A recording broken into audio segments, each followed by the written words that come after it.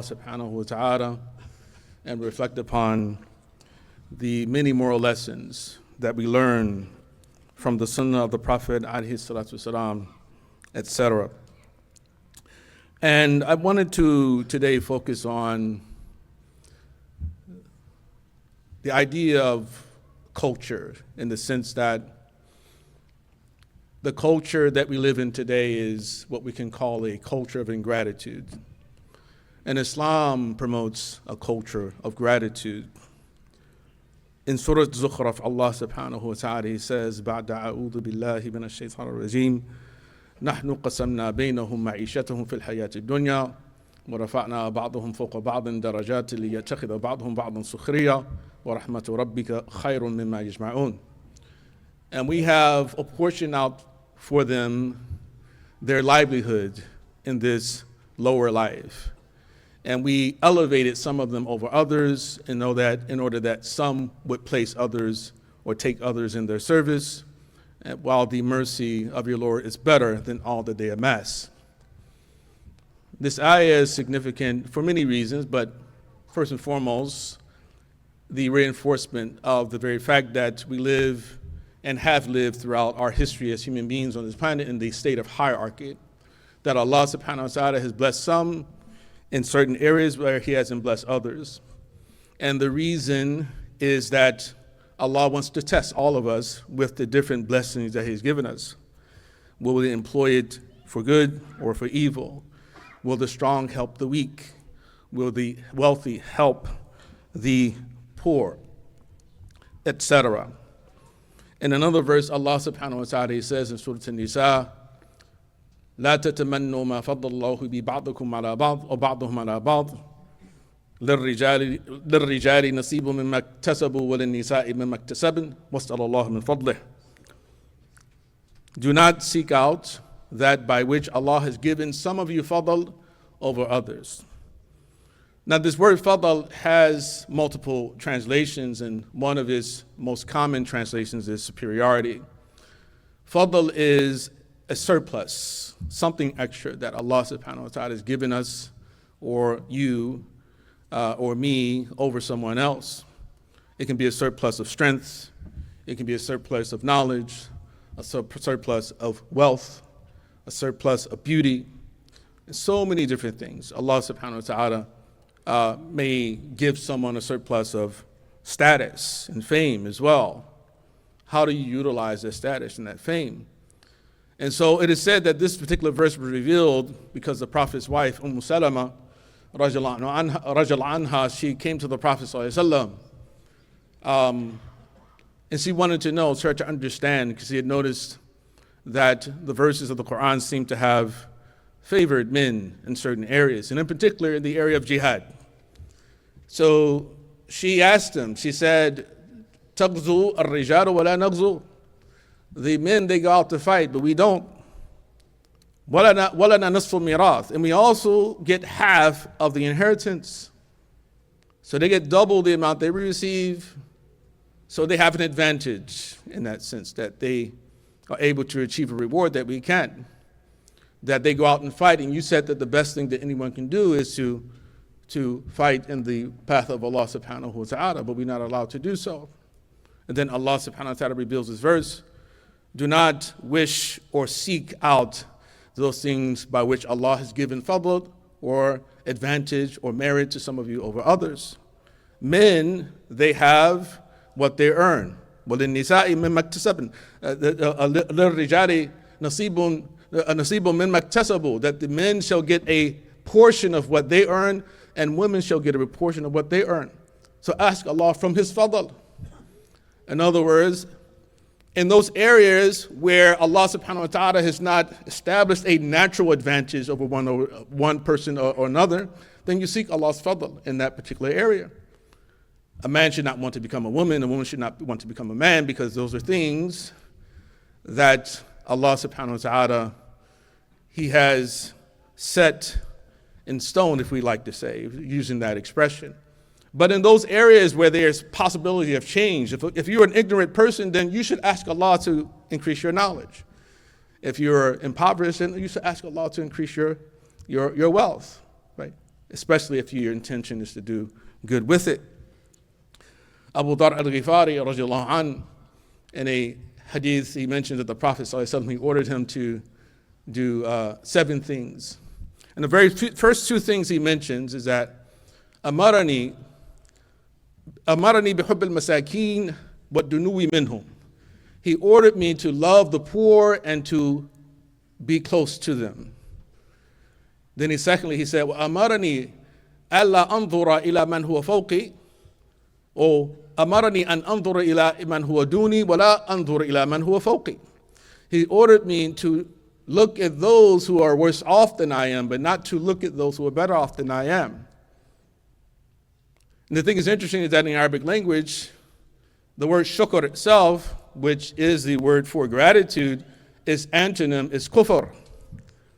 It is kufr, as we know, kufr. But kufr means ingratitude. But that's the foundation of kufr, is ingratitude. It starts there. That's why the Arabs used to say, كَادَ الْفَقْرُ أَن يَكُونَ كُفْرًا, that poverty is almost kufr, right? It's on the verge of becoming kufr. And by this poverty, they didn't mean like not having wealth, but they meant that an individual lacks contentment. That when you're not content with what Allah subhanahu wa ta'ala is giving you, then you're constantly in a state of ingratitude. That's actually what the statement means when the Arabs use this, even though many Arabs today use it in a different way. They mean that, they think literally that many Arabs think that it means that if you're poor, then you're more likely to become a kafir than if you're rich. And that is true in a certain sense, but it's meant in the other way. Poverty means that, again, you lack contentment. You're lacking contentment. The same Abu Dharr, he mentions that on one particular occasion, a group of people that came to the Prophet ﷺ, they were complaining. They said, ذهب أهل الدثور بالأجور.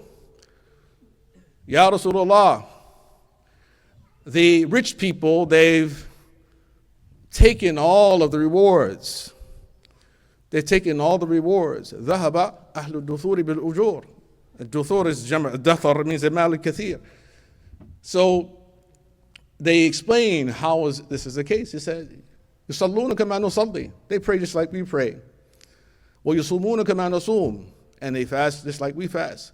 ويتصدقون بفضول أموالهم.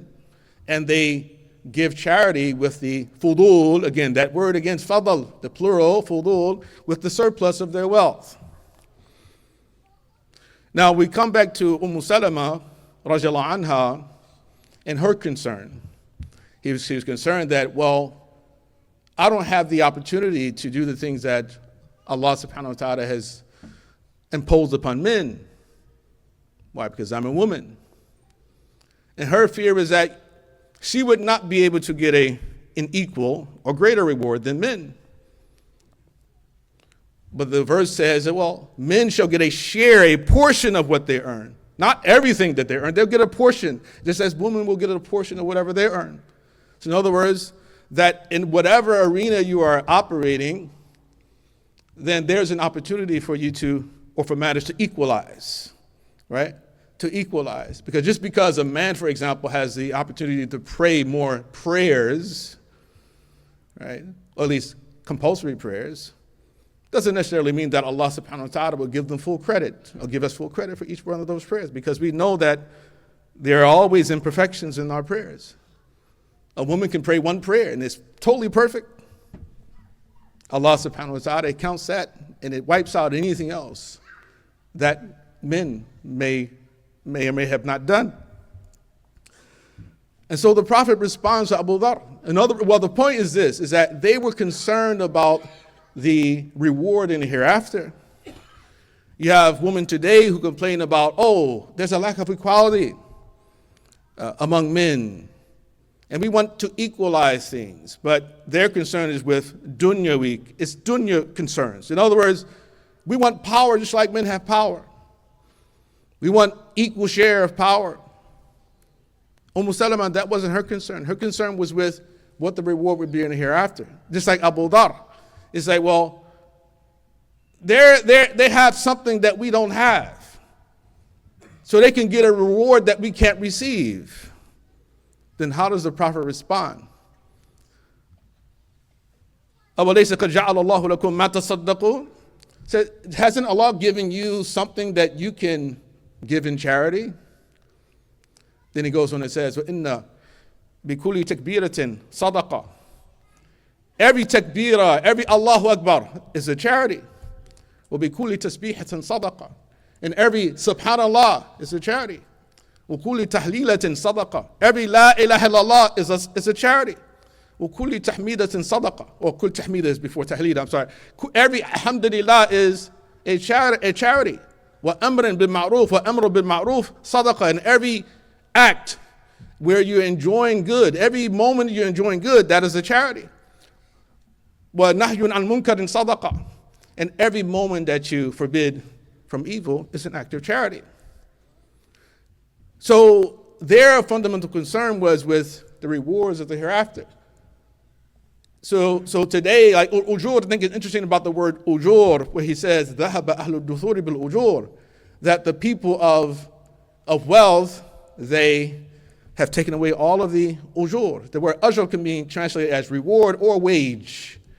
They have higher wages than we have. They get higher wages. They make more money than we do. That's our concern today. Why? Because we have a culture of ingratitude. Because we're always looking at those who are better off than we are. And if anything, this is perhaps, we say, one of the most salient reasons why socialism or Marxism is never and cannot be compatible with Islam. Because it's fundamentally built upon this idea that the rich people are bad. Those who have more are bad. And this is the problem. It's something wrong with people having more. Everyone should have equal. So we've been raised in environments where we've been taught that slavery is over. Because everyone made physical bondage is over. This chattel slavery is over. But we forget that there were different types of slavery, even when chattel slavery was popular. Right? There was subsistence slavery. There was debt slavery. Sometimes just people were just kidnapped and just transformed into slaves. Right? There is some physical slavery, some chattel slavery that still exists in certain parts of the world, as we know. There's sex slavery that exists. As a matter of fact, certain cities here in the Bay Area, or rather, in the Bay Area, at one time, if not still today, were considered to be the capitals of sex slavery. I won't mention the names, but this is things that a lot of us know. But slavery in the sense that so many of us live in debt. So many of us live in debt. Long-term debt. Long-term debt. And I believe that each of us have an obligation to try our best to rid ourselves of long-term debt as soon as possible. As soon as possible. Because as long as we are indebted, we have our homes, we have our cars, we have our phones, we have so many other things, computers, people, they buy everything on credit. Right? And all it takes is one economic crisis where you are placed into a situation where you have to make hard choices. And some of those choices may be criminal. Right? So we have to remove the opportunity of others to actually force us to do the things that they want us to do. And lastly, when we look at the stories of Iblis and Adam, and we see that both Adam and Iblis, they disobeyed Allah subhanahu wa ta'ala. And Allah punished both of them, but He did not give them the same punishment. That He cursed Iblis. He punished Adam. He cast him out of the garden. Both of them were cast out of the garden, but He also cursed Iblis. And I believe the reason is because Adam's act of disobedience was related to shahwa, his appetite. Right? He was convinced by Iblis, hey, well, the only reason why He doesn't want you to eat from the tree is because He doesn't want you to be eternal like the angels.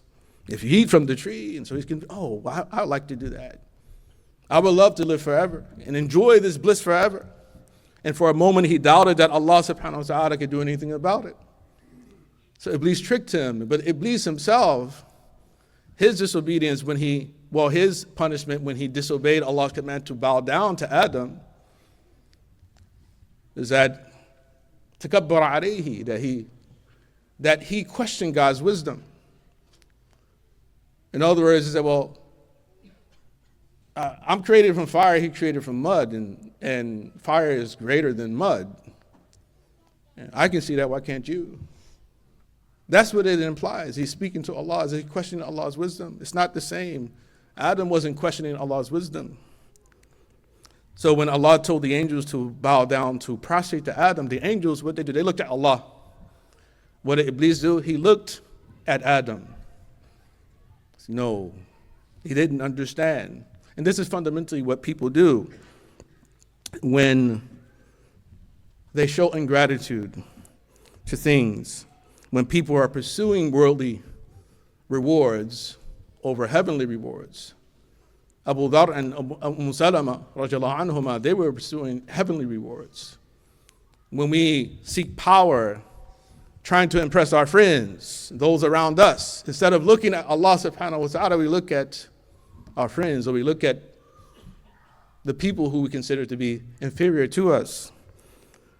We take refuge in Allah from arrogance and pride, and we ask Allah subhanahu wa ta'ala to grant us gratitude, hearts that are grateful, tongues that remember Him, and companions who remind us of Allah subhanahu wa ta'ala. أقول قولي هذا وأستغفر الله لي ولكم ولسائر المسلمين والمسلمات أستغفره إنه هو الغفور الرحيم.